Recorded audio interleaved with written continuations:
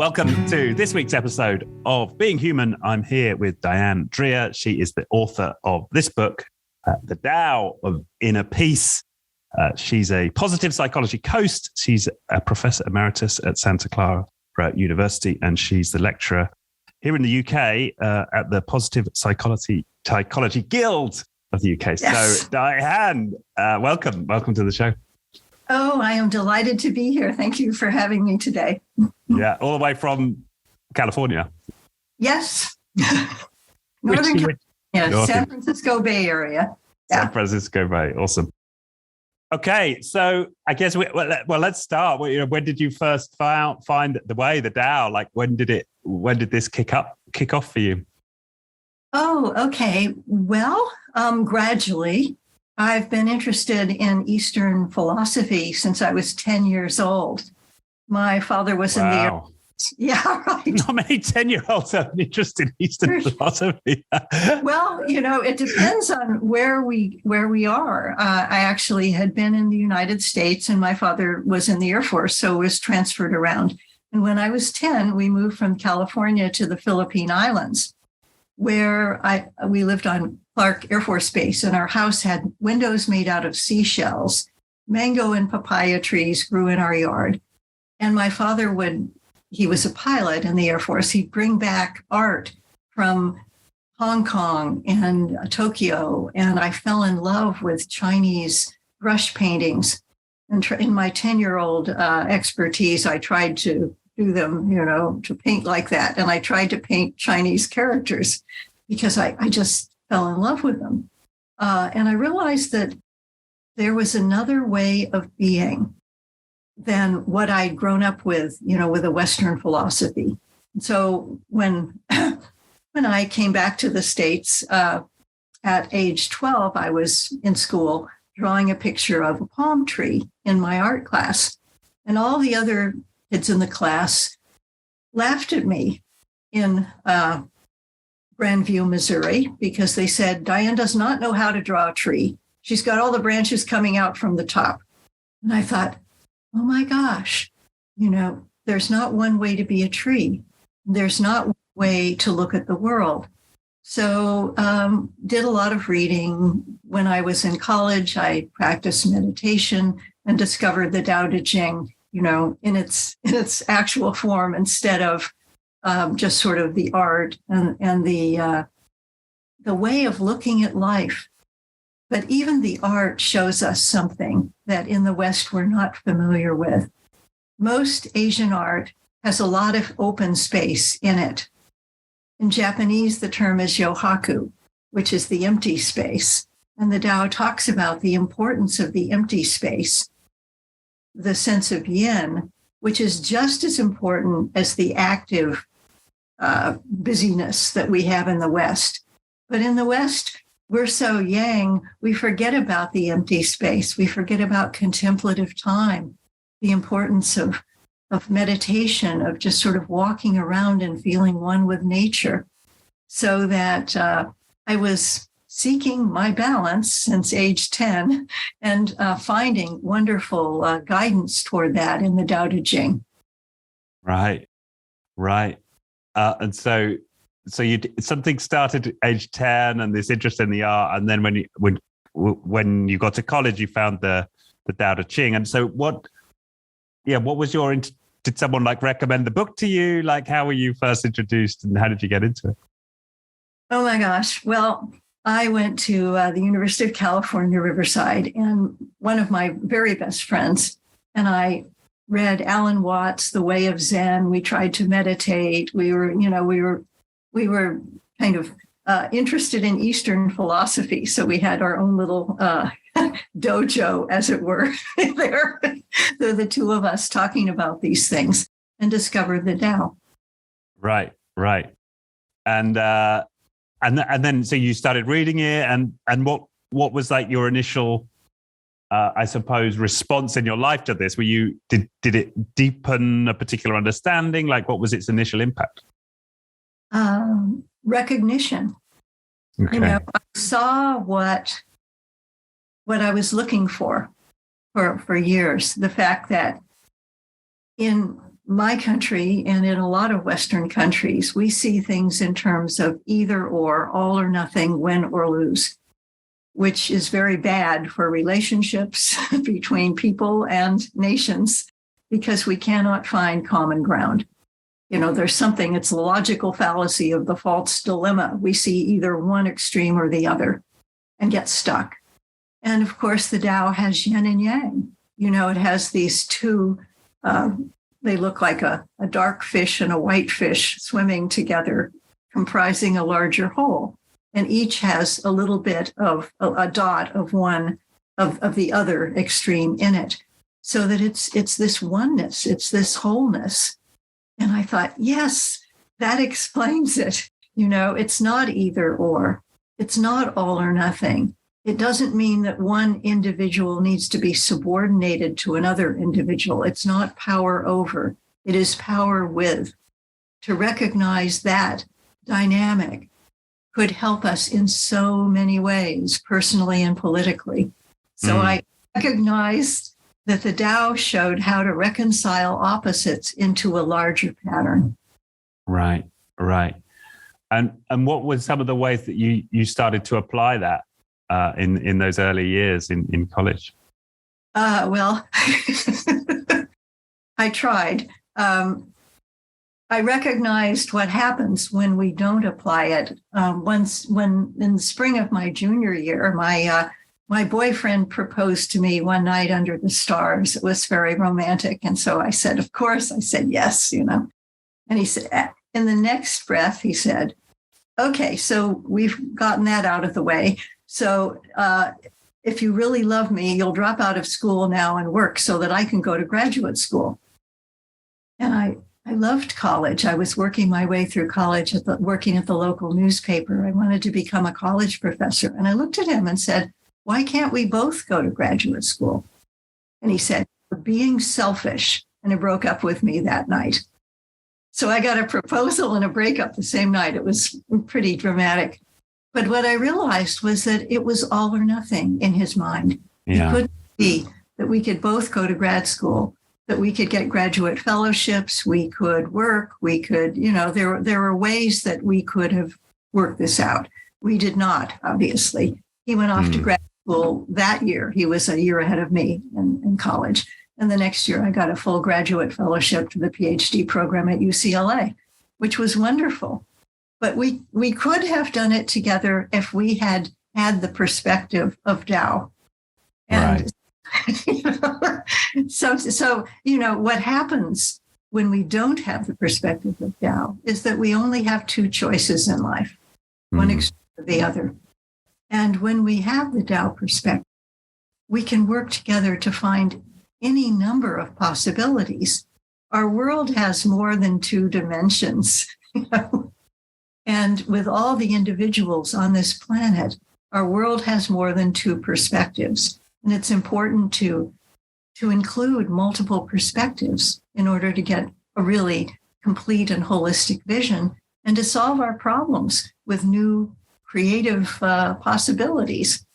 So that was a demonstration to me of what happens when we do not have the Tao perspective. When we do,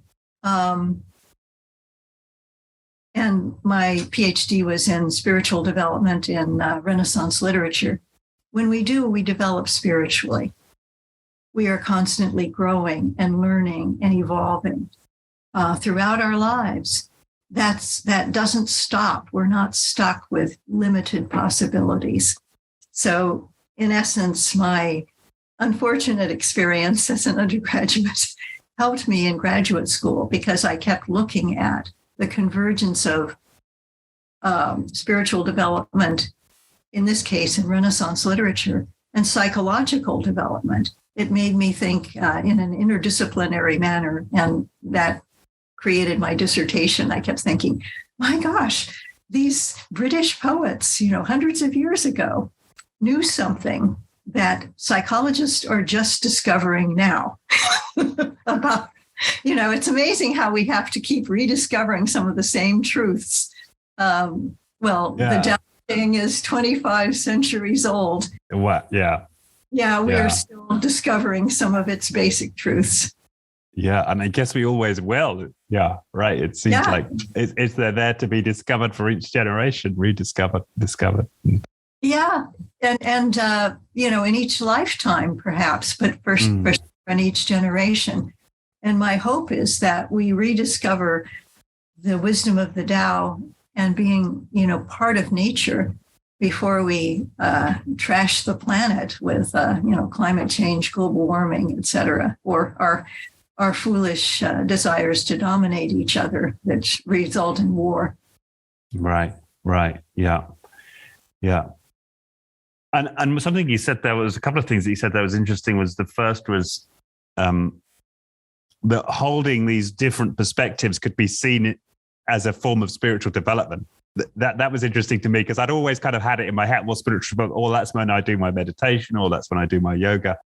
And yet, I guess that's another quality of our spiritual development, isn't it? It's this quality of holding space, for differing perspectives. Absolutely. That's part of, mindfulness meditation, is that we meditate and we get, these thoughts and feelings to sort of flow through our minds like a river, just carrying along fish, whatever happens to be in the river. They just flow by. And instead of becoming, inordinately attached to them, we can just say, oh, anxiety, or, oh, joy, oh, memory, whatever it is. And they're all part of who we are. And we can enlarge our acceptance instead of thinking, oh, this is a bad feeling, or I feel shame or whatever for having that thought. This is all part of who we are. It's this larger whole, which I think is peace of mind. Yeah, and the connection I'm making as you're speaking is that we can do that at an individual level when we just kind of let go, watch those thoughts and feelings come in and let them go. But also at societal level, like, oh, okay, so that person's got that perspective on this political issue, and that person's got that perspective, and that person's got that perspective, and I can kind of be accepting of all of them and not feel I need to, get on the blue team to be against this or get on the red team to be against that. Yeah, absolutely.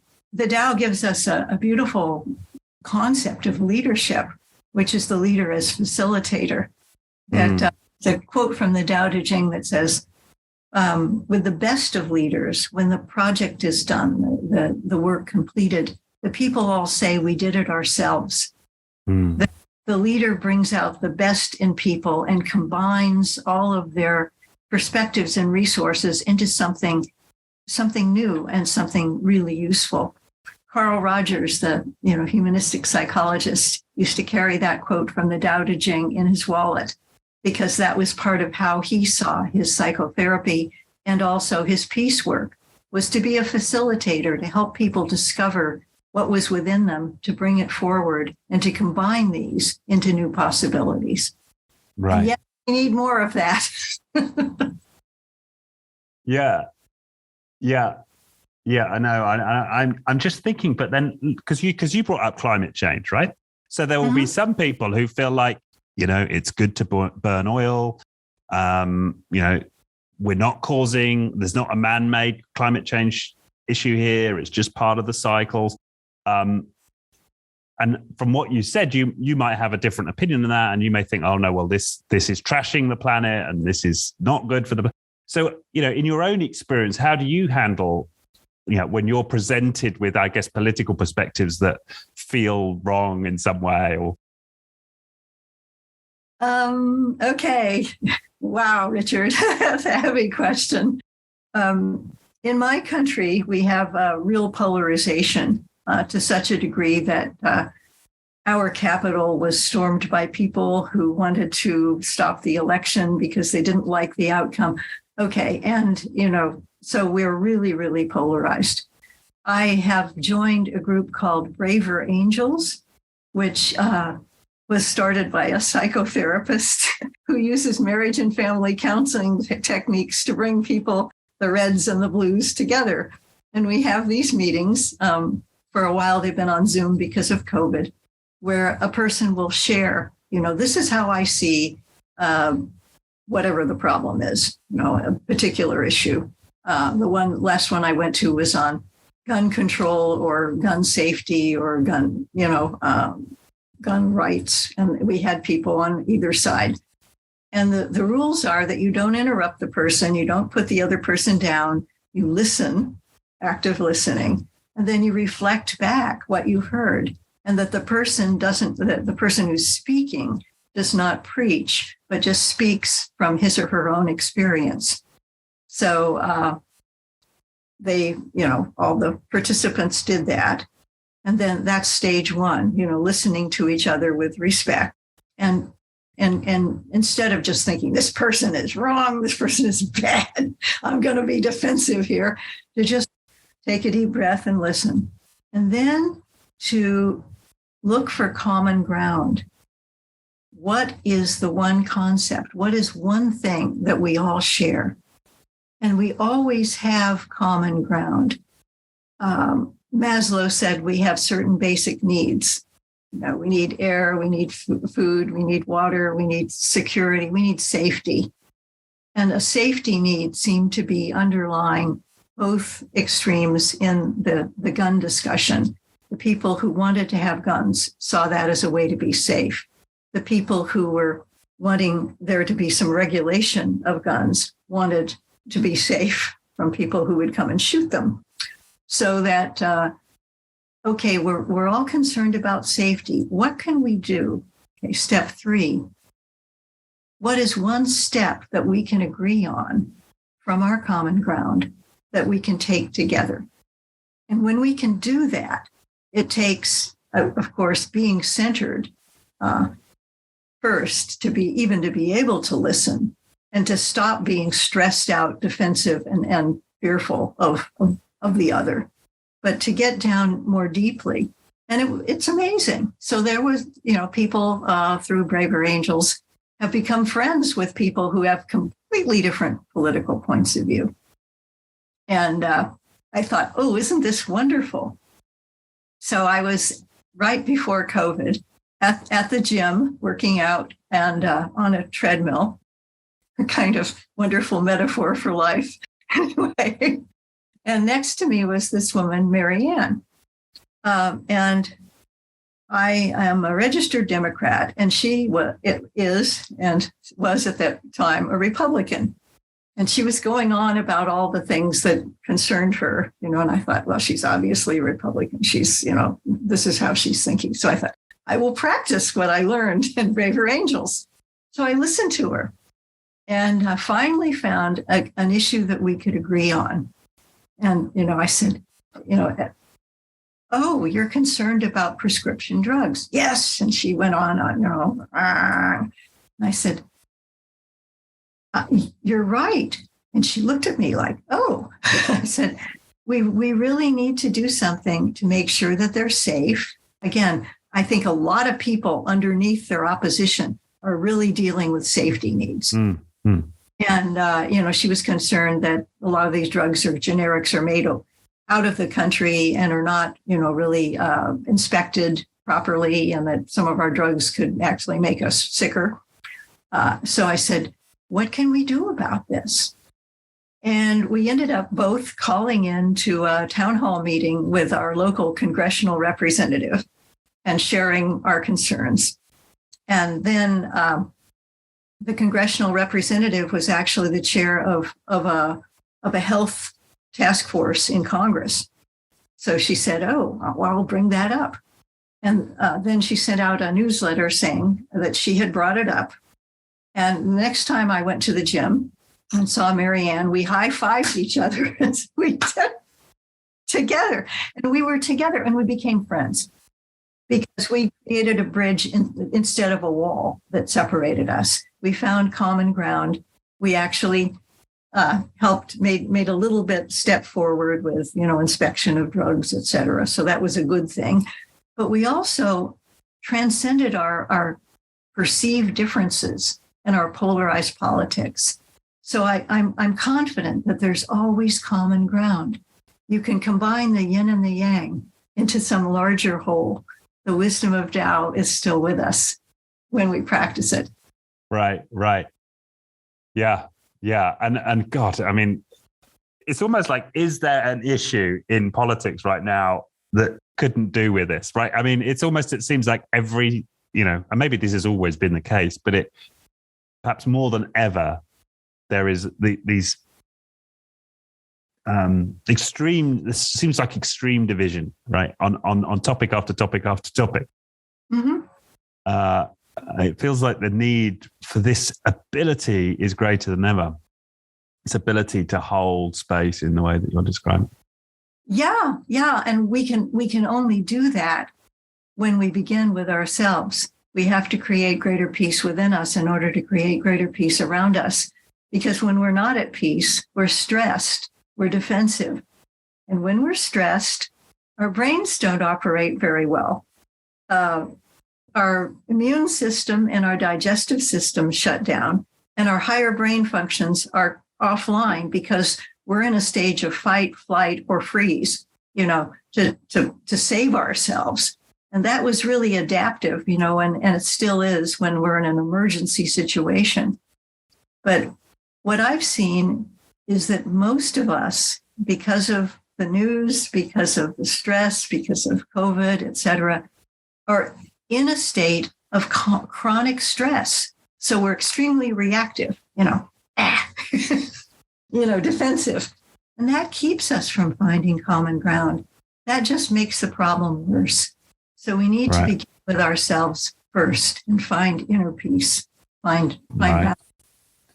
Yeah, and that's, and of course it's the place where none of us want to go first. It's almost like I'd much rather win my political battle than I would do the inner work. Yeah, the inner work, but it's as you say, with your meditation and yoga, it's part of, years ago, it's part of tuning our instruments. John Kabat-Zinn came to Santa Clara University to give a talk, and a student stood up in the audience and said, "Don't you think it's rather selfish of you to spend so much time meditating when there are all these problems in the world?"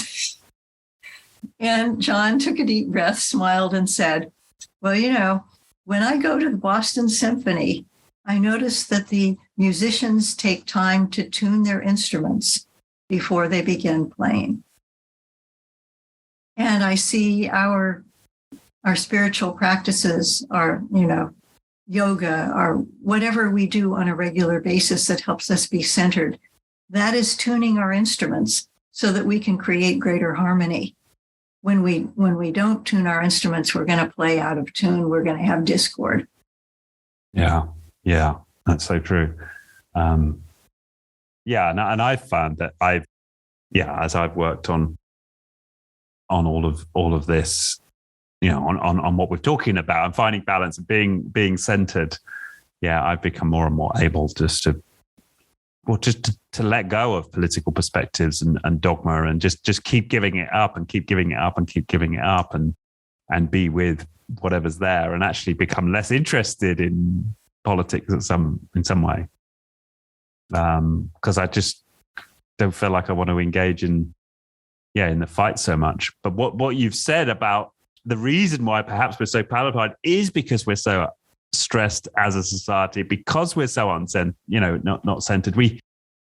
I think what I see a lot of is like, how do we create a different political context that would mean we're not so polarized? But perhaps we have to go deeper than that and look at individuals and how centered they are. We have to, I think we have to begin with ourselves. And the Tao is all about energies, the energies of yin and yang, which are the fundamental aspects of all creation. So when our energies are centered, we affect the energies of those around us. I remember I used to train in Aikido, which is a nonviolent martial art or defuse conflict without trying to hurt the person who's attacking us. And it's lots of fun and it's very Tao. My sensei, Sunny, was one time in a in a restaurant, and he just had walked in, and these two guys started to fight. They were gearing up for a fight. And Sonny, being a black belt in Aikido, got into the centered position, which you bend your knees, you breathe into your hara, which is 2 inches below the navel, and you just center down. And he did that, and it stopped, changed the energies of the entire room. The guys stopped fighting. They looked at him. That was that. He didn't have to do anything but center down. Of course, he was a black belt. I was only a blue belt, but nevertheless, I'm aware of the fact that our energies can affect the energies of those around us directly, the people we relate to. So to be energetically responsible in terms of the Tao is to do our own inner work. Yeah. Are you a black belt now? No. You've been into any bars since? No. I actually have a herniated disc in my back, which I got walking around campus, so I can't do the back falls. Okay. So I practice Aikido in a metaphorical sense. When somebody, and it worked really well when I was department chair dealing with university administrators, they'd come at me with something that felt like an attack, and I just breathe into my hara, get off the line, and let the negative energy go by, and then just look at them and say, so what I'm hearing is, and it works. There are books about physical Aikido, but there's a psychological, spiritual Aikido that we can practice in our lives.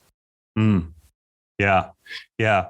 And this is this is something that I suppose is an idea that keeps coming to me of late, that the transformation of the world is a one by one, right? It's like each of us has to go inside and do this work. It's not, it can be maybe form like a movement at some level, but it all has to be predicated on one by one, doing this work. Yeah, it has to begin with ourselves, Yeah. The old song that I used to sing in the church, let there be peace on earth and let it begin with me. Right. Makes a lot of sense.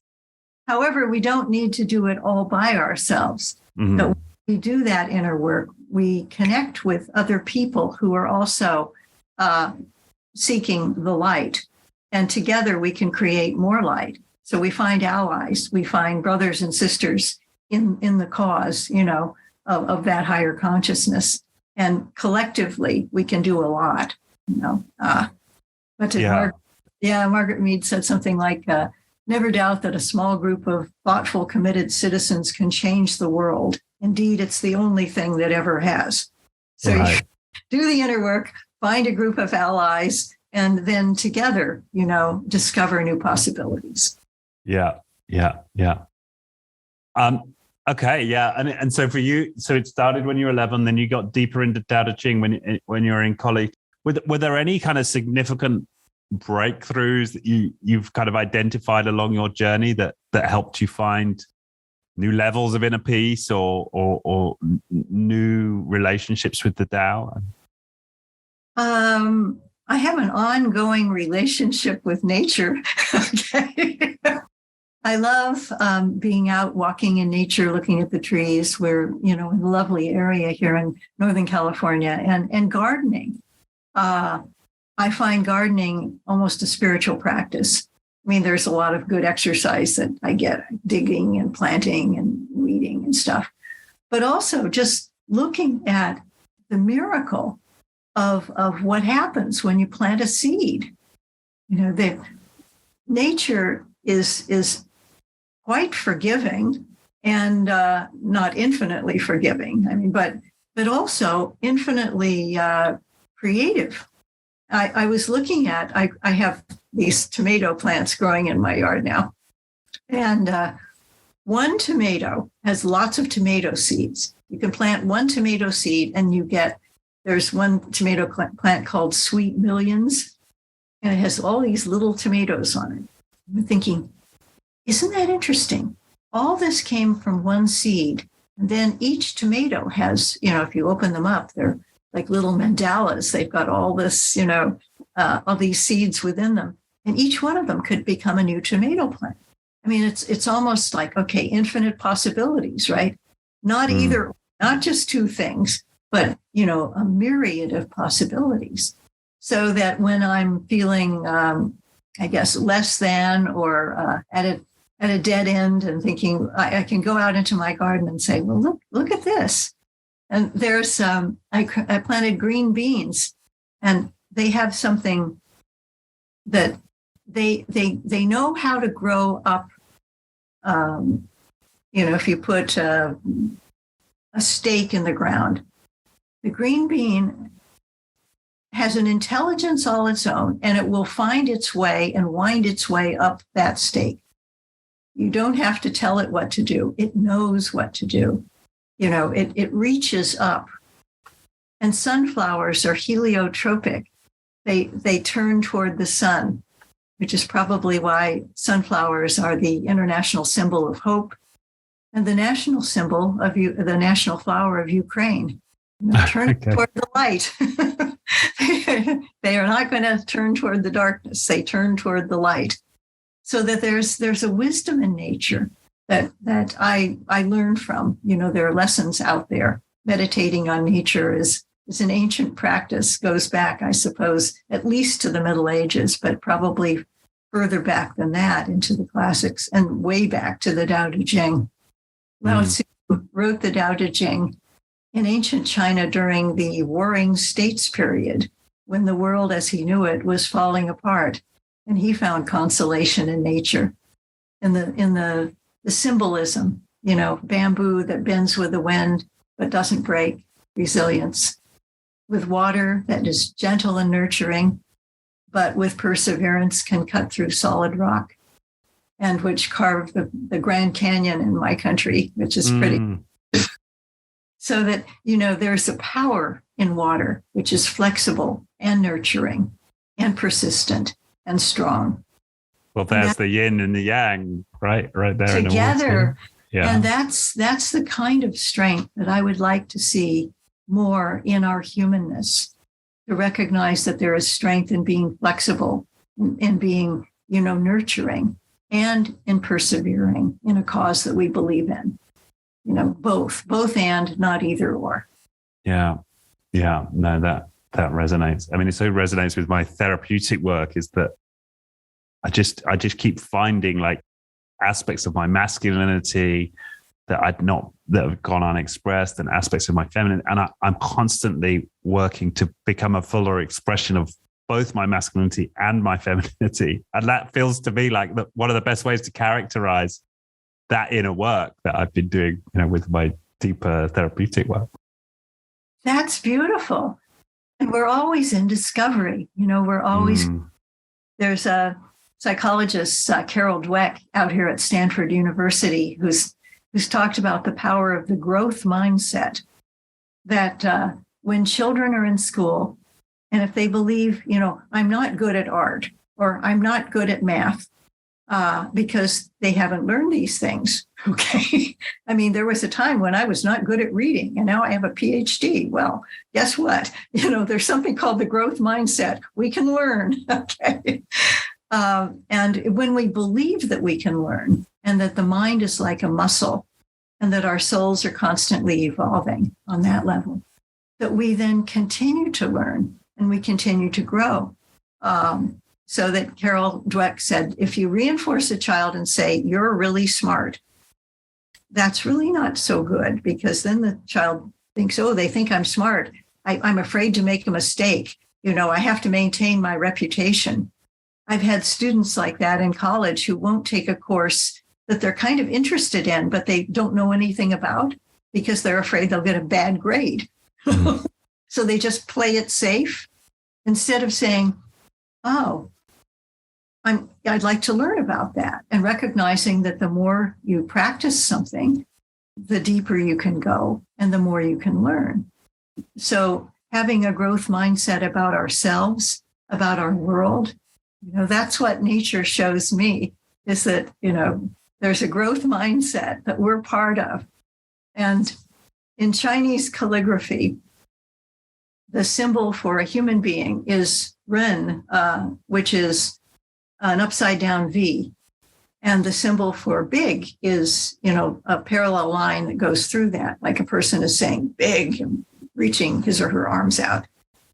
And then the symbol for nature is another parallel line right at the top of that V. So in Chinese symbolism, in their language, in their writing, the human being is an integral part of nature. And I think we need more of that in our culture. It's not in our language, it's not in our calligraphy, but it's in our DNA. It's in our everyday lives. What we breathe out, the trees breathe in. There's a constant exchange of oxygen and carbon dioxide, yin and yang, all the time, or else we couldn't maintain our life on this planet. Yeah. So if you want a growth mindset, get out and grow something. Yeah, right. Just get out and watch something grow. Get out and plant a tree or a tomato plant or something, have a house plant. Recognize and, growth, obviously there are challenges. You have to give the plants need enough sunshine, enough water, not too much, not too little. Again, a balance. And we need our own balance. So we can learn from that too. Yeah. And we've had a lot of people on the, or a few people on the podcast talk about embodiment. And something that really struck me from one of the interviews was how one of the ways that which we regulate our bodies is in nature. And perhaps one of the reasons why we're so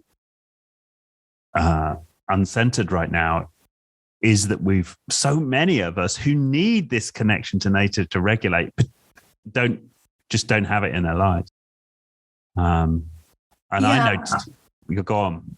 No, go ahead. And I was just going to say, I noticed. I went canoeing with my kids. I've got twin boys, and we went canoeing at the weekend, just nearby, and little canoe trip, and then wild camped up on the forest. And I just noticed, like literally within I don't know, an hour of being in the forest, I just felt completely different from where I'd been just a few hours before at home, and how the impact can be, and perhaps that's because I've become so receptive. Maybe it's a combination of all of the meditation and the yoga and everything else has me be receptive in a particular way. But what maybe or maybe not. But what struck me was how quickly this forest could impact me and regulate me. Two things. That you're more aware because of your spiritual practice. But underneath that, is this your physiological embodiment of this, this oneness with nature, which relaxes us, which brings us peace. I mean, the Tao says that when we value ourselves as part of nature and value nature as ourselves, we're at home in the oneness of Tao. And I think that a lot of us feel like we're not really at home. There's this underlying anxiety and stress. I mean, it's the researchers have shown that apparently there's more stress, depression, and anxiety now than ever before. And a lot of it is due to COVID. But before that, there was still a lot of anxiety and depression because we fence ourselves off from our natural home. We live in a world of technology, which has its wonders, but if we're only in technology, we lose touch with our grounding in nature, which can bring us, it lowers our blood pressure, brings us a sense of peace of mind. There's this practice called forest bathing, where people can go out in Japan and just sort of stand in the woods and walk in the woods. And they've measured that people are more peaceful, their immune systems function better within 15 minutes. Well, that would be consistent with what I experienced. Yeah, it was so quick. Yeah. That, we're back in touch with our oneness with nature. And we need that. doesn't take much. I mean, going camping out there and canoeing and all, I mean, that's fantastic.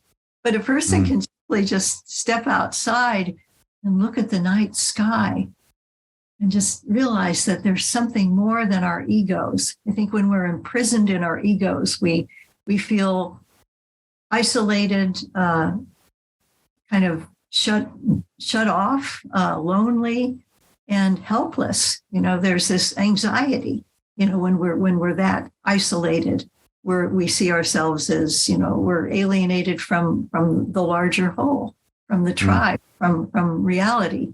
And getting back in touch is so healing. Yeah. And the abundance, that was the other thing that came to me, like just how abundant nature is. Like I was cooking the kids some food, and so I needed to make a little fire.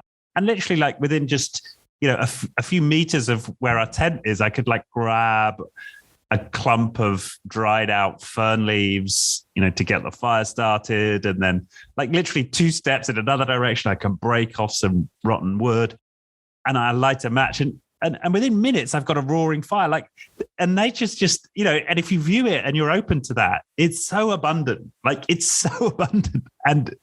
And yet, of course, in our day-to-day lives, they're like, can I pay the mortgage? And have I got enough for this? And can I afford that? And am I going to be able to, make enough to get the latest iPhone? Right. Like, it's so, that world is just such nonsense, isn't it? And so, it's just sort of imbued with this sense of scarcity. Absolutely. That's the contrast. When I feel like I've got to make enough money, I've got to do this. It's a constant struggle just to stay afloat. And I've got to pay these bills. I've got to do these things, and I've got to do it all myself because I've somehow, been disconnected from larger possibilities. And without a sense of connection to people we care about, to nature, we can't trust. And that's essential.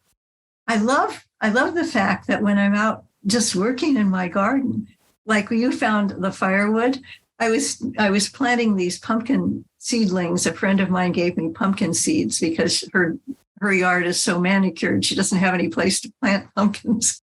And mine, of course, we've got some wild space. So I wanted to give them some really nurturing soil. So I thought, I will get my compost. And I went digging in my compost. And there was this wonderful, garden soil that had been made from kitchen garbage, and it goes down and it becomes, again, it's a cycle, right? The Tao tells us that nature happens in cycles of growth. So I took this compost, put it out there where I wanted to plant, enrich the soil, and it was all there for me. Everything I needed was provided, by nature. Planting soil from the compost, the seedlings, and the sunshine and the water and everything. And then, so I'm going to go out and give them a little bit more water today. But we don't need to do it all ourselves when we're in touch with nature. Nature provides. Nature is something that we can lean back, take a deep breath, and trust that nature offers us possibilities. And I think a lot of us are feeling the lack of trust because we feel like we've got to do it all ourselves. Yeah, that's so true. Just sort of relax and sort of fall into, that sense of nature will provide. It's okay. Yeah. But no, that's so true. And that makes sense even with my firewood story, right? Like I just provided the match. Nature did like 90% of the work. Right. And nature will do that for us. We need to cooperate with, it's that, again, the difference between all or nothing, either or, I've got to do it all myself or else, is that I do my part and nature will do the rest. And that's a situation of trust when I'm working with colleagues at the university to try to improve the system. There's this wonderful group, the committee on lecturers and adjuncts, and the leader of that committee, Barbara, is a Tao leader. She includes us all in the process. And together we come up with something much better than any one of us could think of alone. There's a sense of both and, the collective wisdom, which is what the Tao reinforces. We work with nature. We work with one another. It's power with. And that brings me hope, instead of the sense of anxiety of I've got to do it all myself. Yeah.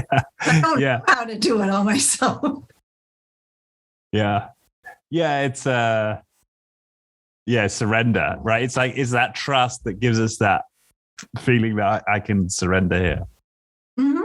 That I can relax. I don't have to fight everything that I feel like I need. Which again, if we feel like we've got to fight, we're in fight or flight, we're in chronic stress. Yeah. Yeah. And again, I mean, I think that as a way to understand the world right now is a really powerful form for me. It's something I'm taking from this conversation is like, so much of it makes sense if you consider that huge swathes of the population are in chronic stress. Yeah. And they can't think clearly because when we're in chronic stress, we see things as polarized. It's a threat to our survival. We've got to be defensive. It's, fight or flight or freeze, which doesn't really give us very many options and makes us see anyone who disagrees with us as the enemy. Yeah. Yeah. And the answer, I mean, and I guess what I wanted you to say there was the answer is simple. It's these practices, it's getting into connection with ourselves, with nature and so on, and it requires discipline, right? It's there is the masculine there, right? It's not all yin. It's there's some yang required to kick off the process. We have to commit to the process. We can't just be, waiting, or we can't just be reactive and think, okay, we have to have an ongoing discipline, which is like everything. If to maintain our bodies, we have to eat at certain intervals and sleep and exercise, and to maintain our emotional, spiritual balance, we have to have a spiritual, inner work, a discipline, and it's different. Different people. Some people actually, instead of doing yoga, they just take walks, and that helps them unwind. Whatever it is that helps us get in touch with our deeper self, listen to ourselves, be able to get rid of the noise of the stress reaction, and listen to that still small voice of our intuition, of our deeper self. And just feel at peace. That's our discipline. And I think it's our responsibility as conscious human beings to do that, not only for ourselves, but as John Kabat-Zinn said, to create harmony around us. We have to start there. And your beautiful podcast is a reminder to people that, we can all make a difference in our lives and in the lives and energies of those around us. Yeah, we can. This is wonderful.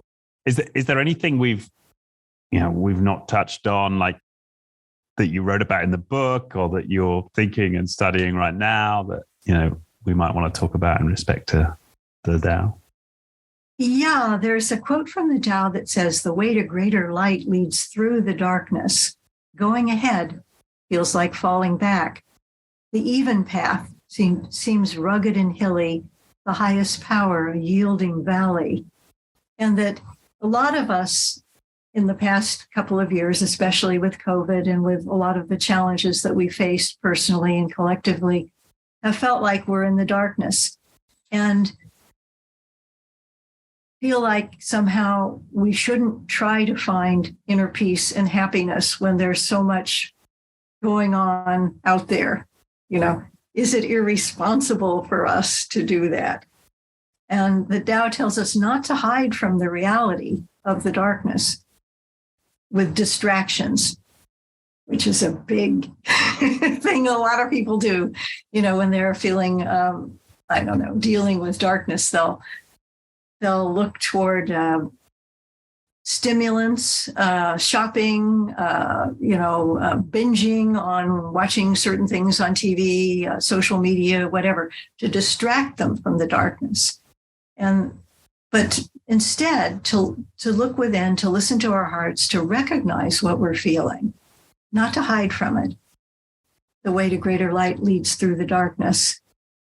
And relating the wisdom of Tao, to recognize that we're also, like the night sky, we are to find the light within the darkness, to still seek times of beauty, savoring the beauty of a sunrise or a sunset, savoring the joy of meeting with a friend, of reading a book we enjoy, playing music that brings us joy. We need to find bright moments of joy through the darkness, because the Tao tells us, and psychological research assures us, that we function better and we can deal with our challenges and cope more effectively when we find moments of joy, like the stars in a night sky that can help lead us on our way.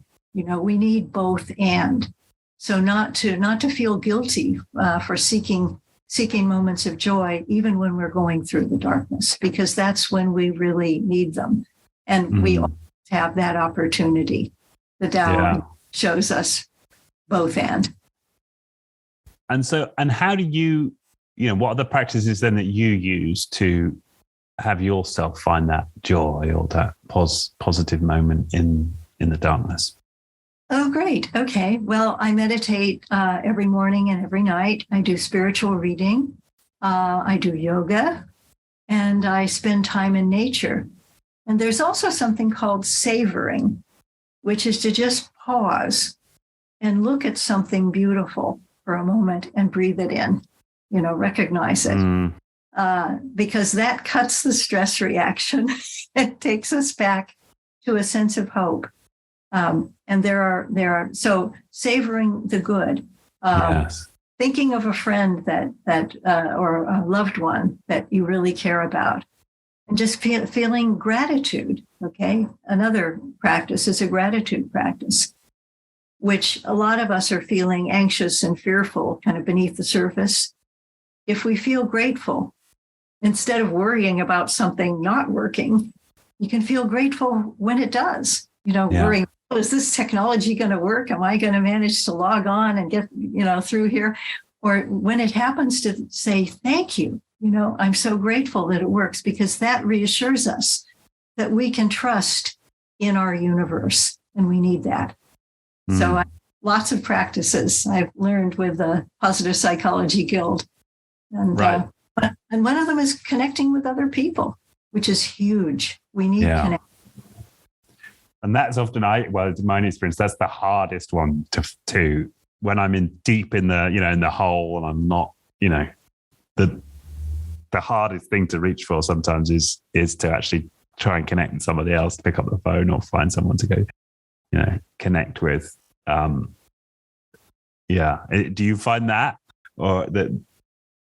I find that sometimes it's better for me to connect with nature first. And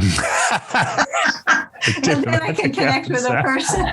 Because nature doesn't make me feel anxious unless, I guess, there's a tornado or something. But ordinarily, nature restores my hope, and then do a lot of things. And we need more hope these days. That's a light in the darkness. Yeah. That makes a lot of sense. And savoring, I really like that. And I must admit, it's not something I have as a big practice, but I, as you say it, when I have allowed myself to savor a tree or a flower or whatever it might be, or my kids, it makes a huge difference. It's really got me thinking about, can I develop that more intentionally as a practice? Yeah, when I was a young professor, one of my wise friends, Bill Barker, who was a wise older physics professor, used to tell me to stop and smell the roses. we have a lot of roses growing on the Santa Clara University campus in the Mission Gardens. So I think, well, what does he mean? Should I, on my dashing, because we were always in a hurry, dashing to class. Americans are always in a hurry. Apparently, we're rushing around. You should watch the way we drive on the freeway. Anyway. Well, you've been to Italy, or? Yeah, they are. They're even more so. Crazy drivers. But, to stop and say, and I look at the rose bush, and I think I'm supposed to smell the roses. And so I tried, and then I realized that this was a metaphor for savoring. Stop and just pause and breathe in just one breath, the beauty around you, having had lunch with a friend and thinking, thank you, because otherwise psychologists tell us we habituate to the good in our lives. We'll end up taking it for granted. It's just normal. Yeah. And the worries, the problems, we've adapted to. I mean, that's danger. So we're very aware of those. So it gives us an imbalance. If we have 80% good in our lives and 20% of our lives is dealing with a challenge, what do we really focus on most? The challenge. Right. We forget the joy of a beautiful sunset, a wonderful meal with our family, our friends, time spent, reading or playing music. That's just normal stuff. So we actually have to have a discipline for savoring and gratitude. We have to make ourselves pay attention to the good to balance it out. That's such a powerful insight. I mean, I'm not sure how many people realize that in the world, right? That's such an important fact of human nature, of being human, that we habituate to the good, and that we have to consciously develop because of that. And because, of course, as you just described, we adapt to the, we tend to lock on, right, to the stresses and the threats in our environment. But because of this habituation to the good, we have to develop a practice. That feels like such an important point. Yeah. I mean, there's Robert Emmons, who's a psychologist here in California, who's done all this work on gratitude. Just pausing at the end of the day to think of and perhaps write down 3 things we're grateful for is incredibly good for our mental, physical, emotional health. It's just a simple thing. And again, there's count your blessings before you go to sleep. It's an old practice, but he's done empirical research for decades now about the importance and the power of doing that. It supports everything we do. It helps us see new opportunities, because when we're narrow-mindedly focusing on the challenges in our lives, we're chronically stressed and we can't see the opportunities. So just a daily gratitude practice to just sort of think about what we're grateful for. 2 friends and I have a gratitude practice on the email. We will send an email to the other 2 saying 3 things I'm grateful for. Very often it's our friendship. And then the next person responds. And then we have sort of a chain email, going around with gratitude, because we figured that's a good practice, especially in challenging times. Yeah. So have a regular gratitude practice. It sounds simple, but it's powerful. Yeah. I mean, it's really, I don't do it habitually, but it's something I do lean on. I do it on my hands. I'll just hold out my fingers and say, okay, Richard, give me 5 things, 1, 2, 3, 4, 5 things I'm grateful for. And yeah, that could transform me in that moment. Oh, that's great. When do you do that? Is it just in a moment when it comes to me? If I'm feeling down and the world's shit and I hate this person and nothing's working, in my better moments, when I remember, if I do the 5 fingers gratitude, that's instant restoration. It's very hard to come out of that and not feel good about the world, right? What is interesting to me is that Viktor Frankl discovered years ago in a Nazi concentration camp that the one freedom that no one can take from us is our ability to choose how we respond to any given situation. We have the agency as human beings to determine how we respond, to create a discipline of savoring, to create a discipline of gratitude, to create inner work, on a regular basis. And that helps us respond and not simply react with stress, Yeah. No, that makes so much sense. And the other one I use, am I aware? Just that question. Yeah. Am I aware? Yes. Am I aware? I'm aware. Yeah. Well, that's it. The Tao Te Ching affirms awareness. And with awareness comes mindful action. Without awareness, we have mindless action. And there are a lot of examples of that on the news. Okay. Mindless action is all around us. But mindful action, when we're aware, that's creative. That's not reactive. That's the actual opposite. And that's the way, instead of repeating the negativity that we have experienced and making more of it, with awareness comes the opportunity for transformation. Yeah. Makes so much sense. The other thing I'm just pondering as you talk is, when we think about, these chronic levels of stress in society, and what we're talking about here is rituals. And we just don't seem to have a culture right now, unless you're like someone like you and I, or other people who actually go out and try and seek out sources of ritual and practice to incorporate into their lives. It's not just there, right? Most of us we're not in church anymore. We don't say grace before a meal. We're not habitually in nature because most of us aren't farming anymore. We've had so much of these rituals stripped from our culture. No wonder we're all in chronic stress. And then I think, well, how do we build it? It's not like we can turn back the clock and recreate some of those societies, because perhaps some of that got us to where we are now. But I am left with the question: how do we have societies where these rituals, these habits are more commonplace? Well, that's a beautiful question.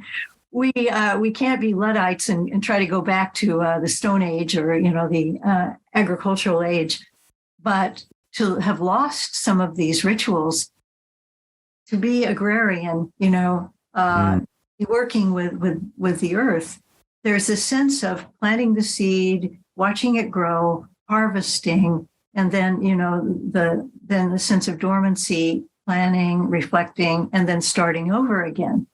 And unless we have that seasonal cycle, we're just always in the middle of things, and nothing is ever completed. A lot of our work is never done because we don't have that sense of the cycle of growth and completion and celebration, harvest celebrations. So how do we make these things happen for us? And how do we have rituals that help us navigate through a very stressful culture? There's a woman, Catherine Getsky, who's worked with the United Nations on a project called IFRED, the International Foundation for Research on and Education on Depression.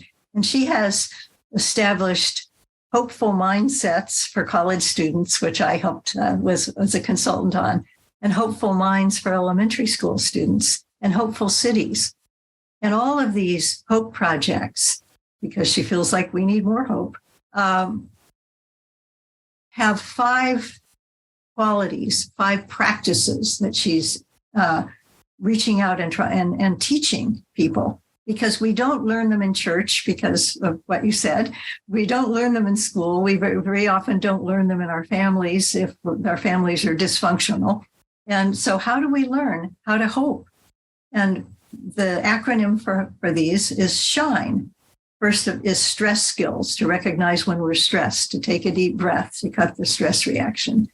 The second one is happiness habits, like savoring, gratitude, being in nature, spending time with friends, playing a musical instrument, things that make us happy.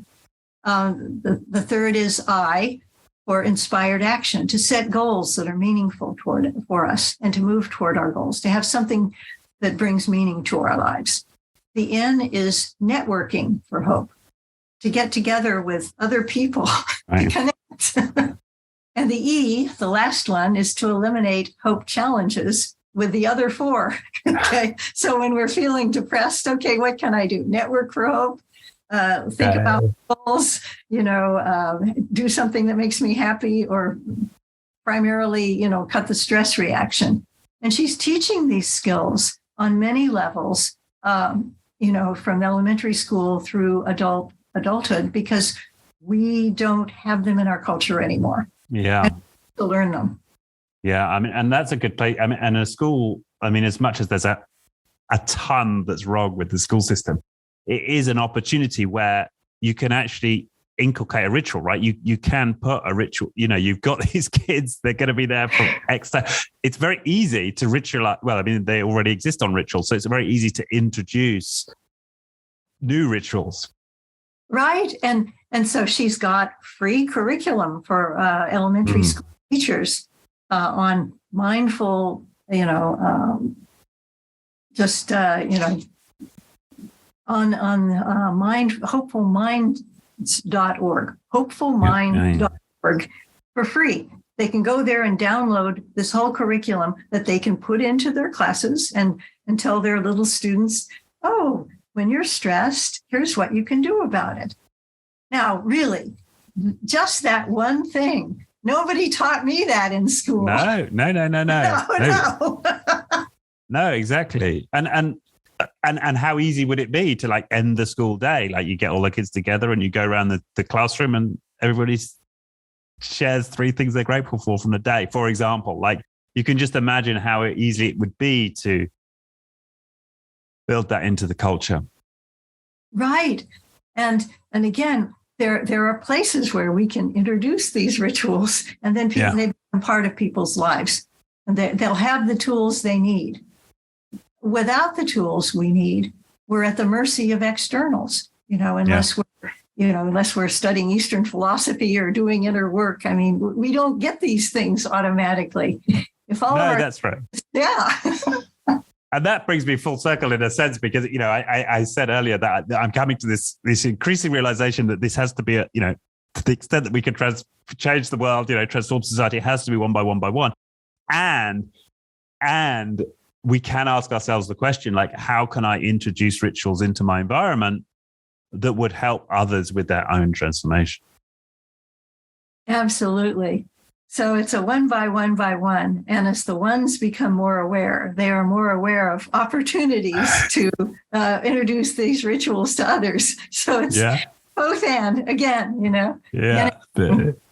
It's both and. Awesome. Great.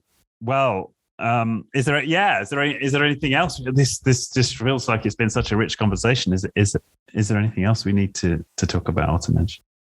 Well, I suppose that one of my favorite quotes from the Tao Te Ching is a good place to, kind of culminate.